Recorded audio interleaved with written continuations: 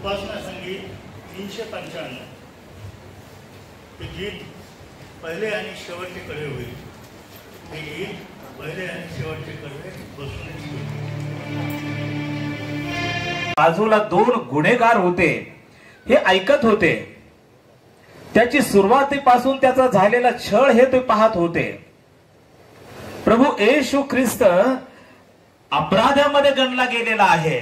यशा 53:12 हे आम्ही पाहिलेलं आहे. प्रशांतनी सुंदरस वचन विलाप गिलातून वाचलं. कुठलं आहे ते?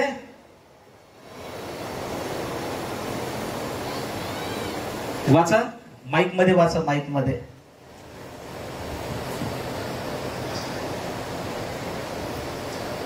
विलाप गीत 1 अध्याय 12 वचन. येणाऱ्या जाणाऱ्यांनो हे पाहून तुम्हाला काहीच वाटत हे तुम्हाला काय पाहून काहीच वाटत नाही काय? परमेश्वराने आपल्या संतप्त क्रोधाच्या दिवशी मला दुःख दिले. या माझ्या दुःखासारखे दुसरे कोणतेही दुःख आहे काय हे लक्षपूर्वक पहा.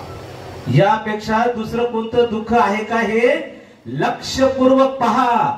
हे लक्षपूर्वक पाहणारा एक व्यक्ती त्या ठिकाणी आहे आणि तो मोठा धर्म पुढारी किंवा धार्मिकतेने नटलेला असा कोणी नाहीये. तर तो कोण आहे?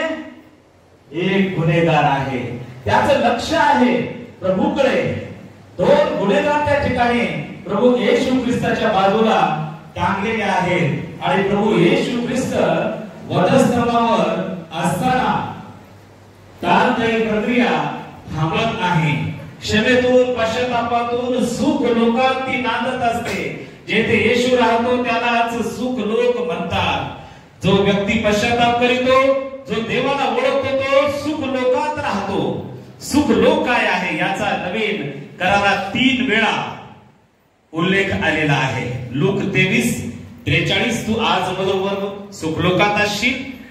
दुसरे करे 12:4 पावलाला सुख लोकात नेले. 3 जो विजय मिळवितो प्रकटीकरण 2:7. ख्रिस्ताचा छळ होत असताना या दोन्हीही अपराध्यांनी पाहिलेला होता. क्षमेचा उद्गारही त्यांनी ऐकलेला होता. पहिल्या अपराध्याला सैतान युक्तियुक्त करत आहे.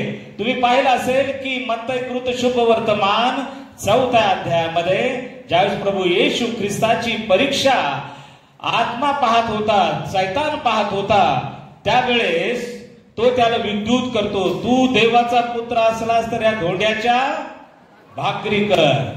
तू या उंचावरून उडी मार म्हणजे तुला तुझे दिव्य दूत हातावर झेलून धरतील. सैतानाने रेफरन्स दिलेले आहेत. तो त्या ठिकाणी ख्रिस्ताला विद्युत करत आहे, या ठिकाणी या गुन्हेगाराला विद्युत करत आहे. आणि तो पहिला अपराधी त्याला म्हणत आहे की तो ख्रिस्ताला म्हणतो तू ख्रिस्त आहेस ना, स्वतःला आम्हाला वाचव. तू रोग बरे केलेले आहेस, तू लोकांना वाचवलेलं आहेस, हे सगळं त्याला माहिती असाय.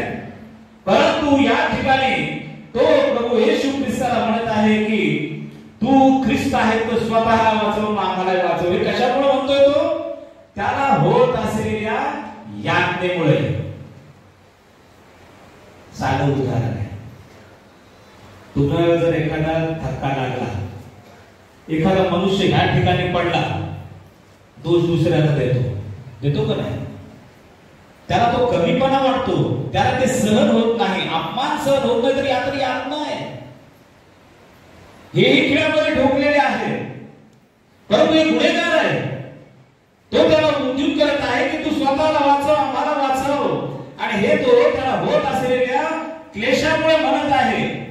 प्रभूला या दुसऱ्या अपराध्याने याचना केलेली आहे. मग तो म्हणाला, दुसरा अपराधी त्या ठिकाणी त्याला म्हणतो, अरे आपण जो गुन्हा केलेला आहे त्याची शिक्षा आपल्याला होत आहे, ती आपण भोगीत आहोत.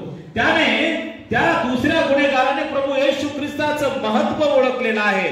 त्याच्या वरती कुचेष्टेने निंदेने जो बोर्ड लावलेला आहे की हा यहुद्यांचा राजा आहे, त्याने खरोखर राजपद ओळखलेला आहे. ते राजपद पाहून कोणीही चांगल्या स्थितीमध्ये राजपदाला महत्व देतं, परंतु यातनेमध्ये समयातनेमध्ये कोणी कोणाला महत्व देत नाही. परंतु त्याने खरोखर प्रभूचं राजपद ओळखले. त्यांनी तरी ते पुणे लावलेलं होतं, निंदा म्हणून लावलेलं होतं. परंतु या दुसऱ्या अपराध्याने त्या ठिकाणी याचना केलेली आहे. मग तो म्हणाला, हो येशू, आपण आपल्या राज अधिकाऱ्याने या तेव्हा माझी आठवण करा. लूक 23:42. व प्रभू येशूने त्याला लगेच म्हटले, तू आज माझ्या बरोबर सुखलोकात असशील.